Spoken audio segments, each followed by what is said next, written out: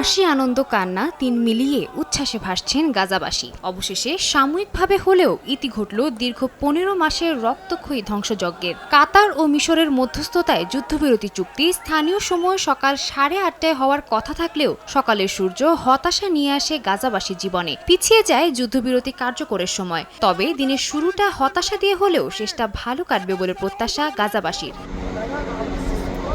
এর মধ্যে প্রায় ৪,০০০ ত্রাণবাহী ট্রাক গাজাবাসীর জন্য বরাদ্দ করা হয়েছে বলে জানিয়েছে জাতিসংঘের ত্রাণ বিষয়ক সংস্থা UNRWA, যার মধ্যে অর্ধেকেই খাদ্য সামগ্রী আছে বলে জানায় তারা। ৪৭০ দিনের অবরুদ্ধ জীবনের পর খোলা আকাশের নিচে স্বাধীনভাবে ঘুরে বেড়াচ্ছেন গাজার বাসিন্দারা। এতদিন ইসরায়েলের স্থল আক্রমণের জন্য জাবালিয়া রাফা সহ যে এলাকাগুলো বাসিন্দাদের থাকার অযোগ্য হয়ে উঠছিল, সে জায়গাগুলো ঘুরে দেখছেন তারা। ফিরে যাচ্ছেন নিজ নিজ শহরে।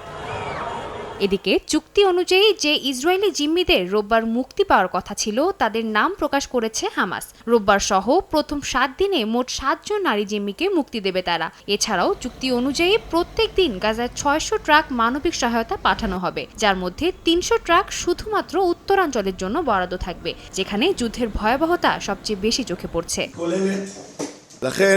অন্যদিকে নেতানিয়াহু প্রশাসনের যুদ্ধবিরতিতে রাজি হওয়ার ঘটনায় পদত্যাগ করেছেন ইসরায়েলের নিরাপত্তা মন্ত্রী ইতামার বেন-গাভির। পদত্যাগ করেছেন মন্ত্রিসভার ডানপন্থী কিছু নেতাও। তবে তাদের পদত্যাগে যুদ্ধবিরতির সিদ্ধান্ত কিংবা নেতানিয়াহু সরকারের ওপর কোনো প্রভাব পড়বে না বলে জানিয়েছে সংশ্লিষ্টরা। সাদিয়া তাসনিম, সময় সংবাদ।